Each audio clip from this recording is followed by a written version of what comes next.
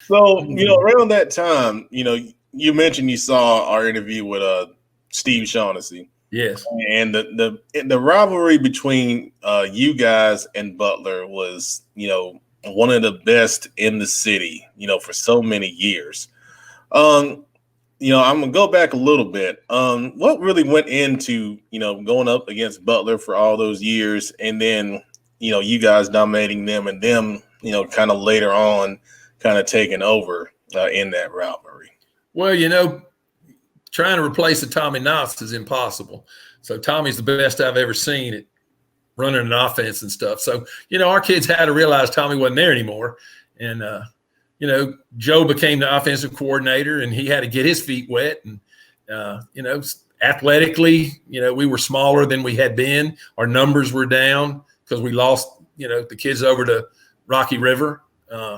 So they had to learn how to do it. But, trying to get ready for a Steve Shaughnessy, Hales, Coach Hales and Coach Newsom when he was there, it's hard because, they're going to have their guys ready to play. So, that week would just be so intense. You try to not have anybody hurt. A lot of games we had kids hurt. They had kids hurt. So that was the rivalry. Then when we were at Harding, the rivalry was with West Charlotte. When we were at West Charlotte, the rivalry was with South Meck, which was Shaughnessy. And then we go to Butler, and there's Shaughnessy again. So we just couldn't get away from him. Man, that's good stuff, man. That's good stuff. So after Independence, tell us where you went from there. I went the year after we won the championship in 2004. I had an opportunity to start a school in Union County at Porter Ridge. Bill Rogers had asked me to go interview and talk to the principal, and I did. And once again, I called John Strong and say, please come with me. I called Buddy Rigo, who had been out of coaching, and I said, please come with me. So we went over to Porter Ridge, and we didn't have a practice field. We had a practice on the elementary school playground. Every day before practice, we picked up buckets of rocks. We couldn't start practice till I had a 5-gallon full of rocks picked up. Numbers weren't good. We didn't have any seniors. And then the second scrimmage, my starting quarterback gets a concussion. He's out for the year, and I'm playing with a 5'4" ninth grader and a bunch of ninth graders on the varsity. And, we didn't win any games. Well, my principal left, and they brought another principal in, and we sort of had a philosophical difference as to what needed to go on. So Tommy had called me over spring break and said, get your butt back over here where you belong. Nancy Bartles, the principal, had a job for me, and I went back over as Tommy's defensive coordinator after 2005. Good stuff, Coach. Good stuff. I mean, that's hard starting a new school. And it is. And, it was fun, and I met great people. I met Tom Nance, who was on the staff at Porter Ridge, and I brought him over to Independence, introduced him to Tommy, and he came over to Independence with us. So I met great people and great kids. I still stay in touch with some of the kids. They call me and stuff. So, it was a good experience. I think God has a plan for you, and sometimes you just have to ride with it. And sometimes the results are good. Sometimes they're not what you want, but that's what life's all about, I guess. Yeah, absolutely. Absolutely. So after 2012 at Independence, you moved on to some different things. Where did you go from there? Well, after I retired, it was with the idea that I could sit out for 6 months and come back. Well, they did away with that. So I'm at Providence Day with Coach Harden, and he tried to get me on staff there. I coached all summer over there. I coached linebackers, and I coached one game, and we're at our second game on the bus. And Tommy calls me on my cell phone and says, you got to come back over here. I have a job for you, and you need to come. I need a defensive guy. So I talked with Coach Harden, and he totally understood I needed a job. So I went back to Independence after I'd retired, gave up my retirement for 4 years and stayed there. We went to the finals, got beat by New Bern, and I got to coach in the Shrine Bowl, which is every coach's dream. I mean, it was awesome. Had some great kids. And, I when I left Independence for the last time, I went to Fort Mill. I called Coach Ed Susie and I said, I'm looking to come to South Carolina. And he said, well, come over here and interview. And I interviewed, and they offered me a job as a security guy. And I was Coach Susie's defense coordinator for 2 years. And then I had to have my knee replaced. So I didn't coach that third year. And then I retired again from teaching. And my friend Bobby Collins called me and said, I need a defense coordinator in Lancaster.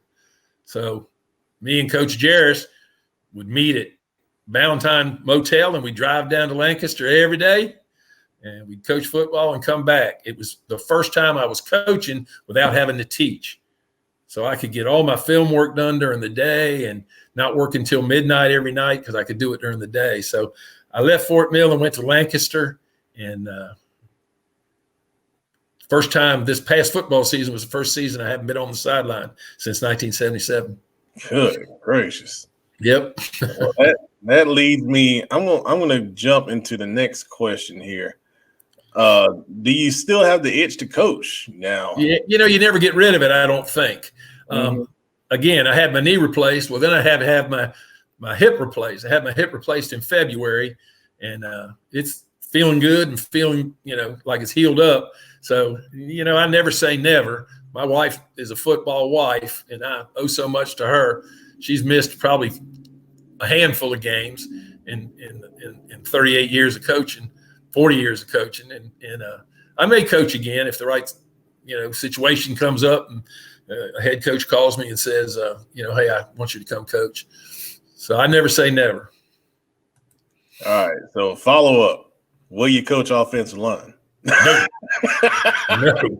No. I don't like offensive guys. Offensive guys are prima donnas. Our big thing, I have a problem with shields, and I have a problem with rags, and I have a problem with spatted shoes. Tommy and I used to talk about it all the time. Let's all look the same.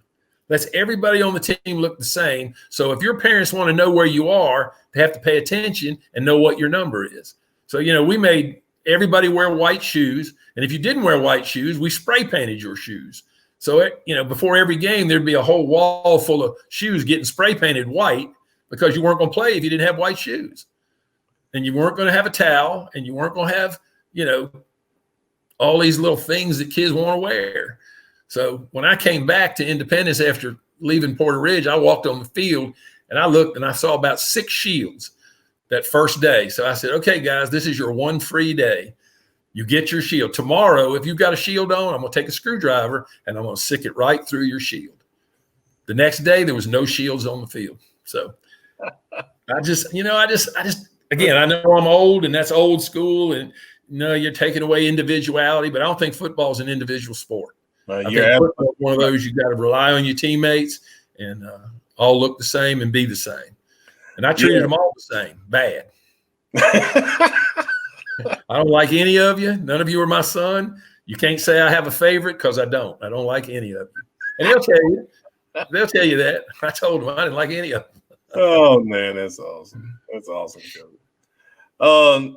Best players that you have ever coached? Let's see. I coached Ronnie Killings at Harding as a running back. He's now a professional wrestler, doing well. Brian Knuckles, best running back I've ever seen at West Charlotte. Massaquoi, Leak, Cox, Wiggins. Mario Carter was a big old tight end, went to NC State and coached with us at Fort Mill and Lancaster. Devin Howard. I've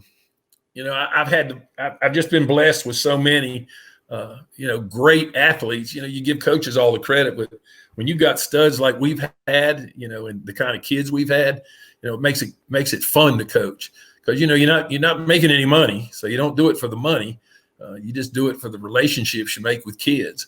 I mentioned Courtney Cord before. He's the defense coordinator now in a college, and he calls on Mother's Day to my wife and calls it Christmas, and that just makes up for all the time away from home and the time you spend. So I've had some great athletes. I really have. Yeah, that's an impressive list there, Coach. Now at the same time, I know you've coached a long time here in Charlotte. Some of the best players that you've coached against, in your opinion? I think Nick Maddox. We had to go up to Kannapolis and play, and Nick Maddox was a beast. Cohen Harris, Coach Shaughnessy's quarterback, was a beast.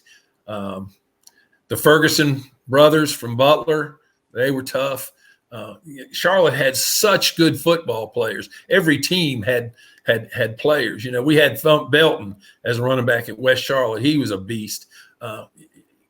So many good players come out of Charlotte. It's just hard to name them all. I mean, I can't even remember them all. I just know numbers. I'd say, oh, that's number 26. And, I don't know. The kids will all go, that's so-and-so. I don't care. Doesn't matter to me. I'm not coaching him. I don't need to know his name. I'm old. I can't remember names. I didn't even know the names. We used to give nicknames to kids on our team because we couldn't remember their names. Oh, yeah. We'd have 85 kids out for football, so I couldn't remember all their names. Oh, yeah. So, Knox used to get on me. Why don't you know their names? Well, dang, I know his number. I just don't know his name. I was we called it being in the barrel. I think for a while I lived in the barrel. If you got Knott's barrel, that was not good. And I used to live there many times. All right. So I love this question. And anything you can share publicly on this, would be awesome. Coaching rivalries throughout the years. Like I said, I know, yeah, and as a former coach, I know there are some interesting ones out there.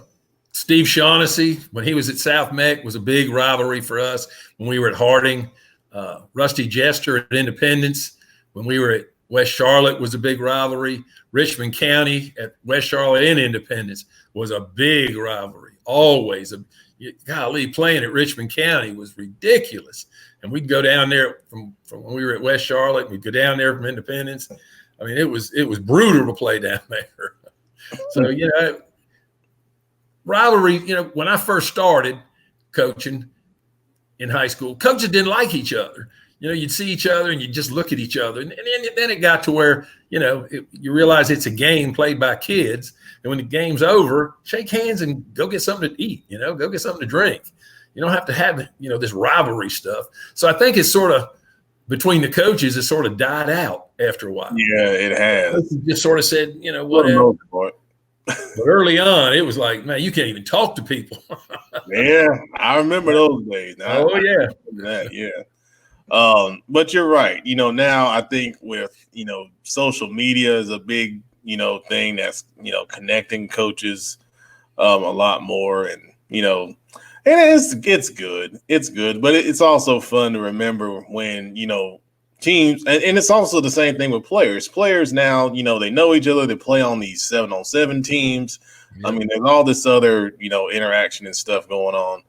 You got huddle now too, I was the one always trading film, so I'd drive all over because I wanted to, as the coordinator, I wanted the film first, right, before I gave it to Knott's because I wanted to have it all broke down and stuff. So I'd get up at 6 a.m, go trade film, go home and work on it, and then go meet with him and the other coaches, on Saturday morning, Sunday morning. So, then huddle came on and it was like push a button. I mean, that was saved so much time. And the kids all looked at each other's highlights and they'd say, "Oh, did you see so-and-so?" No, I didn't have time. I was looking at our stuff.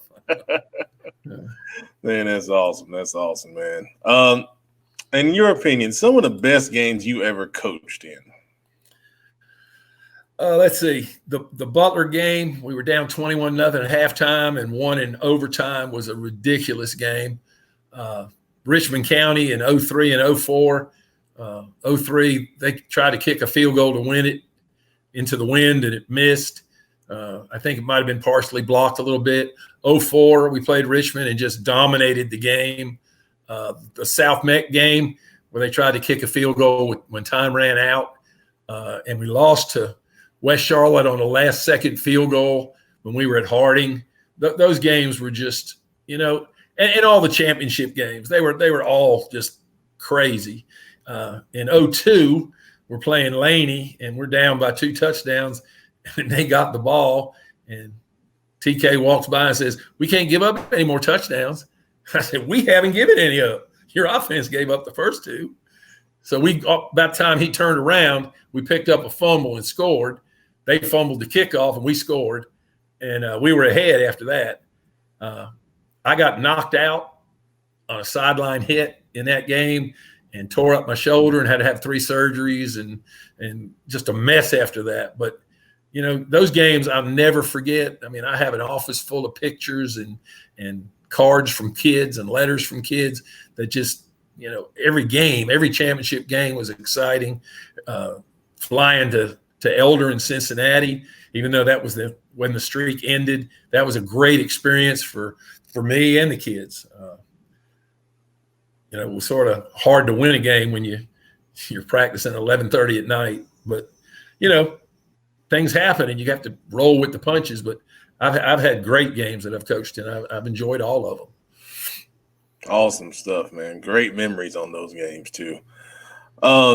Coach, man, this has been awesome. I loved every second of this. My last question to you is, who would you like to thank for your football success and coaching for all these years? Well, you know what? The first one I got to thank is my wife, Candy, a football wife from the word go. Doesn't miss games. I've missed vacations. I've missed recitals with my daughters, Bree and Kelly. My grandkids would come to games and run on the field. When my parents were alive, they'd come to every home game. My dad just loved it. My brother was my security guy, keeping me safe and our coaches safe and my family safe when stuff would happen. I'd like to thank principals and coaches, John Strong especially coming out of retirement, Jeff Jarris, my ride or die guy, Ed Susie and Bobby Collins give me a chance in South Carolina. And then finally, Tommy. You know, Tommy gave me a chance and believed in me, you know, when I really needed him to, giving me that opportunity to be a coordinator and have a record like, you know, we accomplished. You know, having over 300 wins is great for a career. And to get to coach in the Shrine Bowl, you know, I've had a great career. I don't have any regrets. You know, I've lost games, won games, and it ain't all about winning and losing after a while. You know, everybody wants to win, but, you know, just being around coaches and coaches meetings and riding to games back and forth and going to scout, those are the things I really miss right now.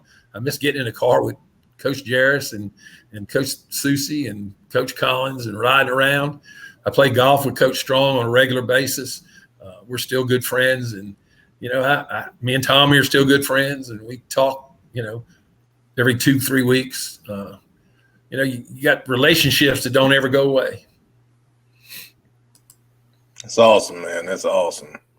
Coach, I want to thank you so much for coming on here with us at Shaw Football Insiders and sharing all those stories and wonderful memories and all the success you guys had, you know, as a group, you know, all those years, man. And, you know, hopefully, you know, we'll see you again on the sideline somewhere, but not never say never, Matt. Hey, I appreciate you having me on. Let me ramble on. I know I get long-winded sometimes. That's what my assistants used to say. But, you know, I love football. I love high school football. You know, I don't care about pro that much. I love college football and meeting college coaches was, you know, I met Bobby Bowden and Spurrier and all these coaches would come by, and that was just such a thrill for me. So, you know, I've had great opportunities in my life, and maybe they're not over. You never know. There you go. There you go. All right. Thanks, everyone, for watching. I appreciate your support. And we'll see you again soon from Charlotte Football Insiders. Thanks a lot.